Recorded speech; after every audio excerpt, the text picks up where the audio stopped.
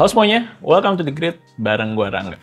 Gue tuh make e-ink reader kayak gini udah cukup lama ya, terutama buat kalau di rumah, karena gue males nih bawa-bawa e-ink reader karena ukurannya lumayan besar. Tapi gimana kalau ada sebuah e-ink reader device yang berukuran smartphone dan punya fitur smartphone juga? Ini dia adalah Bigme Hybrid. Yuk kita bahas. Tapi sebelum lanjut, jangan lupa subscribe dulu ke channel The Grid. Karena di channel ini kita bakal banyak ngomongin tentang gadget, desain, dan teknologi dalam kehidupan sehari-hari. Kita bakal upload video baru juga setiap minggu. Oke, lanjut. Yuk, kita bahas Bigme Hybrid. E-ink. Ini adalah teknologi layar yang cukup unik. Dan sebenarnya bukan teknologi baru juga. Udah cukup lama keluarnya. Dan mostly dipakai untuk e-book reader kayak gini. Kayak di Kindle, Books, kemudian ada Kobo, dan lain-lain. Nah, Bigme keluar dengan sebuah device e-ink reader juga, tapi yang ukurannya menyerupai smartphone atau seukuran smartphone. Dan ini menurut gue cukup menarik karena mostly e-ink reader itu ukurannya lebih berbentuk tablet atau form factor-nya tuh tablet kayak gini. Ini gue dikirimin langsung dari Bigme-nya. Thank you Bigme untuk kiriman Bigme Hybrid-nya. Untuk first impression gue buat Bigme Hybrid ini, jelas highlight utamanya ada di layarnya yang menggunakan layar e-ink. Tapi kalau untuk bodinya sendiri, ini menurut gue ngingetin gue sama smartphone yang cukup lawas ya. Agak mungkin keluaran 3-4 tahun yang lalu karena masih punya bezel bawah dan bezel atas yang cukup tebal. Tapi untuk di bagian belakangnya sendiri, ini dia pakai Fox Slider gitu, kayak ngingetin gue sama BlackBerry Bold zaman dulu, BlackBerry Bold 9000.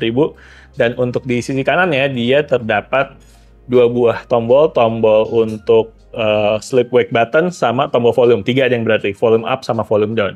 Sementara di sisi kirinya, dia ada custom button sama slot SIM card dan micro SD. Dan untuk di bagian bawahnya, ada port USB-C. Oke, sekarang kita balik lagi ke bagian layarnya. Ini adalah highlight utama dari Bigme Hybrid ini. Layar e-ink berukuran 5,84 inch. Dan seperti karakter layar e-ink pada umumnya, dia akan kelihatan jelas di bawah sinar matahari. Kebalikan ya, sama layar smartphone umum yang mostly itu malah kalau di bawah sinar matahari langsung, seringnya nggak kelihatan. Tapi kalau di layar e-ink, ketika di outdoor atau di bawah sinar matahari langsung, itu layarnya akan justru kelihatan lebih jelas. Oh ya, kemudian Bigme Hybrid ini ada dua versi black and white dan versi color. Kebetulan yang gue pegang ini adalah versi colornya. Untuk keluaran warnanya sih nggak bisa dibandingin ya sama smartphone pada umumnya. Tapi balik lagi untuk kebutuhan tertentu, layar e-ink ini sangat berguna. Seperti saat dipakai untuk membaca e-book atau membaca komik. Ada fitur e-ink center untuk mengatur refresh frekuensi, edges color, dan lain-lain. Dan ada beberapa menu default kayak menu magazine, komik, video, hingga custom yang bisa disesuaikan dengan kebutuhan membacanya, mau membaca komik, membaca majalah, dan lain-lain. Ada juga fitur automatic ghosting removal, fast refresh, dan color management algorithm. Overall, menurut gue layar e-ink ini akan sangat menyenangkan ketika dipakai sesuai dengan kebutuhannya. Dan kelebihannya dibandingkan dengan e-ink reader yang biasa, kayak Kindle dan lain-lain, Bigme Hybrid ini punya spek smartphone. Udah pakai chipset octa-core 2,3 GHz high performance dengan konfigurasi 6 GB untuk RAM dan 128 GB untuk ROM storage-nya. Serta support extra storage micro SD slot sampai dengan 1 TB. Dan juga dia udah pakai OS Android, tepatnya Android 11. Walaupun mungkin bukan versi terbaru ya, tapi udah cukup banget buat Bigme Hybrid ini karena udah ada Google Play Store-nya, kita bisa download aplikasi-aplikasi yang berhubungan dengan membaca, misalkan untuk baca e-book atau untuk baca komik. Baca e-book ada aplikasi kayak Lithium, Kindle, dan lain-lain, atau baca komik kayak aplikasi Webtoon, Mangatun, kemudian ada lagi Manga Plus, dan lain-lain. Banyak banget aplikasi-aplikasi yang berhubungan sama membaca itu ada di Google Play Store. Atau bahkan untuk aplikasi-aplikasi umum, yang misalkan WhatsApp atau untuk download Spotify ini tetap bisa dipakai, tetap bisa di-download kayak smartphone pada umumnya aja, dan dimana itu nggak bisa kita dapetin di e-book reader yang non-OS kayak Kindle. Ada juga beberapa fitur AI di sini, kayak Bigme GPT yang bisa bantu kita untuk bikin intelligent Q&A, smart content creation, atau bahkan smart drawing. Serta fitur smart meeting notes yang bantu kita buat summary meeting atau untuk language translation yang support hingga 27 dialek atau 37 bahasa. Nice. Dan yang terpenting sih menurut gue dengan form factor yang compact kayak smartphone gini, dibandingkan dengan Kindle yang form factornya tablet, dia harus punya fitur-fitur smartphone, dan itu udah ada semua di Bigme Hybrid ini. Kita bisa telepon via koneksi 4G yang ada di Bigme Hybrid ini, bisa SMS, bisa pakai GPS juga. Jadinya fitur-fitur call-nya, fitur-fitur teleponnya semua udah komplit. Bisa dipakai semua di sini. Ini buat gue cukup berguna untuk misalkan nyimpen nomor backup.